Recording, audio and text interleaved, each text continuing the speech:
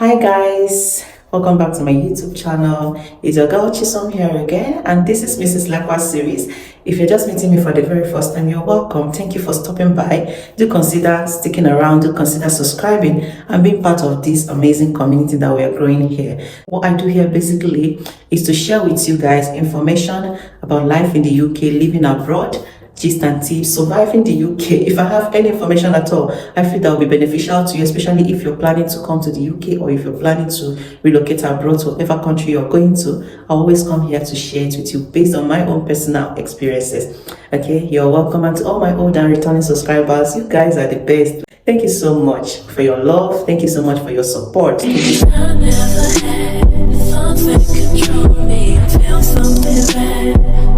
So guys, today is gonna be a chit chat. I'm gonna tell you guys my experience when we first entered, the things we did that aided us in settling down easily. And if there is anyone I'm forgetting, you can also drop it in the comment section, just in case you have already come in or you went to another country and you want to keep it in that, oh, in your country this is how it is. Okay, so that people in the comment section, we also learn. We are all here to learn. So guys, the very first thing you're going to do, I'm going to advise you to do, of course, when you're relocating, when you're traveling to another country, be it the UK, be it anywhere at all, as long as you're leaving your comfort zone to go to another place, of course, is to get accommodation. Okay, that is the very first thing. You can even do that in your home country before leaving. You don't even have to be in the UK to do that. Okay, there's this particular website, bookings.com. This is not even a paid ad. I'm just saying it because I know a lot of people who have been using it, and trust me, to the last extent of people I know that have been using it, I've never heard any case of fraud or anything. So be sure that your money is secured. Okay, if you're using that website, you can book accommodation for you, yourself, and your family. You can book an Airbnb or a hotel. I wouldn't even advise you to go for a hotel. The reason why I'm saying a hotel is if that's your preference, but from my own experience, I wouldn't even advise you to go for a hotel, especially when you're coming with family. Go for an Airbnb. You know, it's like an apartment where it's just like your home. The only difference is that it's for a short-term lease. It's not like your home where you go and stay for, get a 3-month contract or a 6-month contract or a 1-year contract. This one is like you pay per night. Okay, so you get an Airbnb, you can cook, you can wash, there's washing machine, there's cooker, there's oven, basically just like comfortable like your home. Basically, you get yourself an accommodation right from your home country. I will advise you to do that from your home country because there is no benefit of even doing it while you're in the UK. You can't say, oh, I want to do it in the UK so that I will see the person and pay money to. You don't need that. Bookings.com is safe. It's better you do it in your home country. If you do it in your home country, at least you're going to give yourself some time. You book early. The earlier you book, the cheaper you can even get it.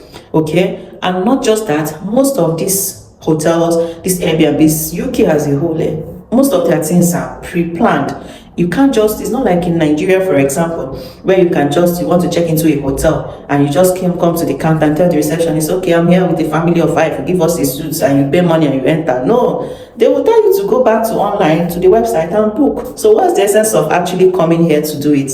Once you know that you're actually planning to travel and you already know the city where you're going to. Most of the time, you know the city where you're going to. If you're a student, you know where your school is located. If you're a skilled worker, you already know where your job is located. So it's better for you to book it right from where you're in your home country before you even come in. You get it cheaper and you don't get disappointed because when you come to the counter and tell them, oh, I want to get a room, they might even tell you that we are fully booked. Yeah, they're fully booked because people have already booked ahead. People that are coming, that are even still in their home country, they have booked already and there's no space. You start getting disappointment. You now start carrying your children from one place to the another, inside the cold and looking for available spaces. So you don't want to do that. It's better for you to book from your home country before you come. I can't emphasize that enough.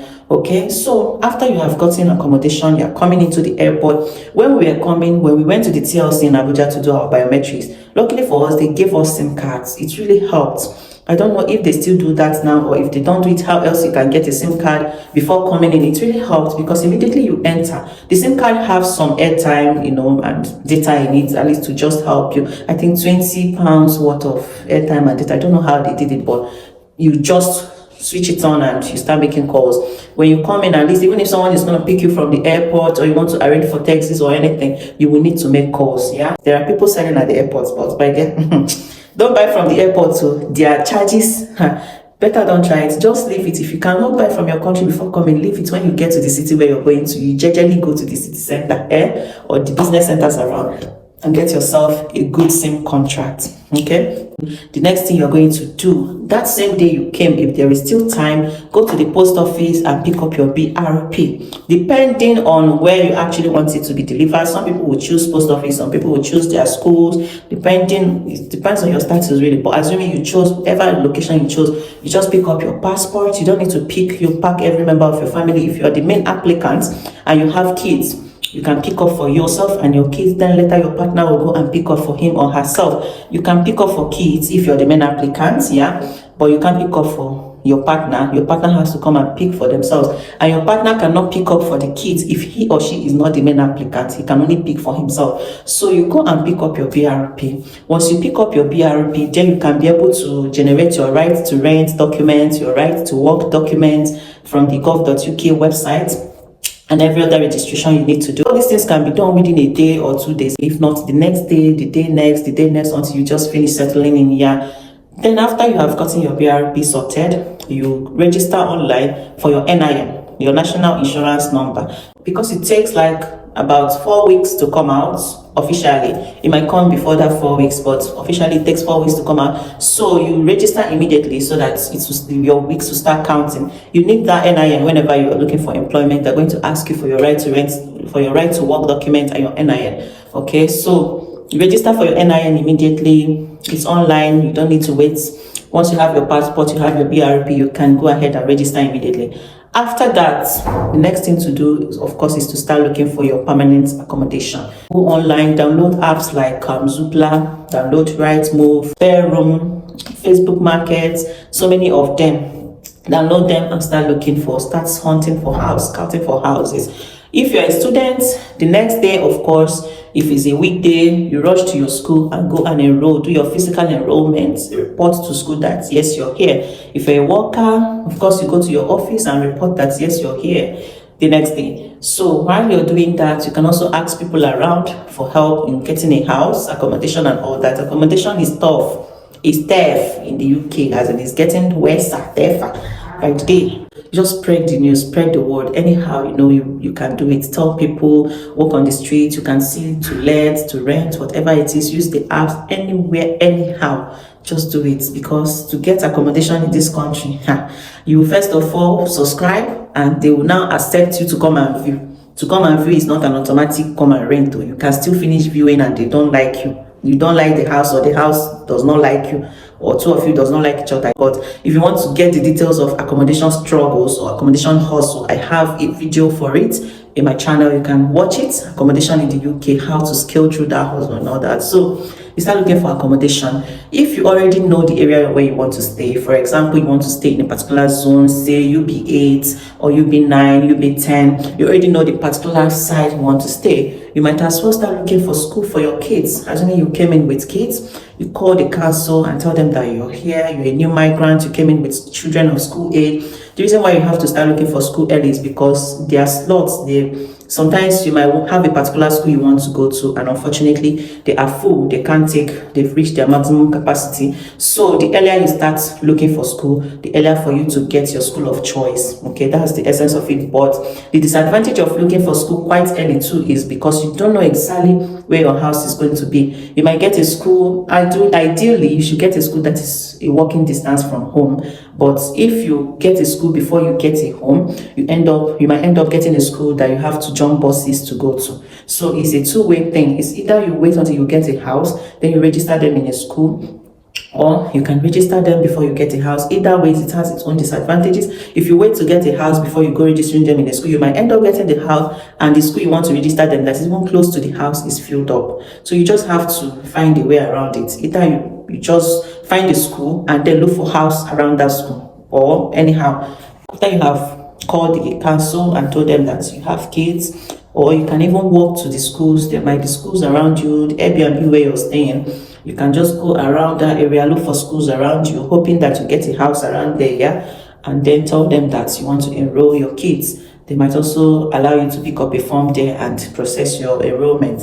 After that, you go and start looking for hospital, register at the GP. You don't need to wait till you get a house, because just like schools, the hospitals too have a capacity they can accommodate. Sometimes you might go and they will tell you that is filled up. You have to now go to another place that is farther away from you. So if you know, it pays to be sure of where you want to stay really, so that you can start looking for school, hospital, everything around there. It pays, yeah, to have that decision, make up your mind early, on time, and then start looking for houses around there. So after you have registered in school, you register at the GP. If you came with children, of course, you let them know, so that you keep up to date with their immunization and every other thing while you're still looking for house and all that. So once you're done with that, depending on if you came with a student visa, you face your school, of course, your partner, your dependent might now start looking for, jobs, while you people are still in the hotel. As a fresh and you just entered UK today, yeah, you can start looking for jobs. You don't necessarily need to wait for 1 week or 2 weeks or settle down or get a house before you start looking for job. Even from your hotel there, you can look for jobs. You can go to Indeed, go to Total Jobs, look for all these jobs that come in, like jobs that you can quickly settle into. Maybe care jobs, maybe warehouse operatives, maybe factory operatives, maybe all these quick jobs, those ones that are employing massively. It's easier to get them and kind of settle into it while you're now looking for your house. Maybe after you now finish settling down, you can now take your exams, get more certificate, and move into the particular sector you want to actually practice in. When you get your house, of course, you start settling in gradually. You call council to let them know that you now have a new address. This is your new address. If you're a student, you request for exemption, because students are exempted from paying council tax depending on where you're staying. I'm talking about England. I don't know about Northern Ireland or Wales or Scotland. I'm referring to England, where I stay. So you call council and get them register. If you're not a student, they're going to give you a tax number so that you can start paying your council tax. And then you call the electricity provider of the apartment where you're staying, let them know that you're a new occupant, give them the meter reading, give it to them immediately you enter. Call your gas supplier. Most of the time, the electricity and the gas are usually the same suppliers. You call them, you call the water people, let them know that you're a new occupant, this is a new place, you're just acquiring this place. Most of the time, the agents that even rented the house to you will inform them already that there's a new occupant. It's just for you to call them and get your number sorted out and choose your package, because they might have a particular package you might want to subscribe to, different from what is the norm the former occupant has been using and all that. So basically that is just it. You start settling in gradually. Before you know it, and every other thing will just be falling into place. There is just numerous other things to do depending on your status. These ones are just the basic, the basic initial steps you need to take in order to make sure that your settling in becomes, easy for you. It's not like that is all about, relocation. There are so many other things you might want to do peculiar to you, peculiar to your situation, but this is just the ones you need to do. Basically, the one of calling the electricity, the utility subscribed by your suppliers, very, very important, because if you don't call them, my dear, just be waiting for your bill at the end of the month. Better call them. And then you might want to open bank accounts. Of course, you can't open the Barclays, the Lloyds, the Halifax, them. You can open Monzo or Revolut's online bank account that you can just use quick to be transferring funds until you get a job. You stayed in a house, at least have utility bill, because before you can open the main bank account with the Lloyds, they will ask you for proof of address and all that. So you don't have an address yet, you've not stayed there for up to 3 months, so you might not be able to open the bank accounts yet. So you can use Monzo, you can use Revolut, anyone, just for the time being. And remember that all these things, they are in no particular order. You can decide to open the bank account even while you're still in the airport, or you can decide, it depends on you, your peculiar situation, your need actually. Any other one I can't remember that you remember, please do drop it in the comment section so that all of us will get to know about it, most especially for the people coming in new. Thank you so much and for watching, and please don't forget to subscribe, don't forget to like this video, give it a thumbs up, subscribe. Okay, thank you so much, and until my next video guys, you do take care of yourself.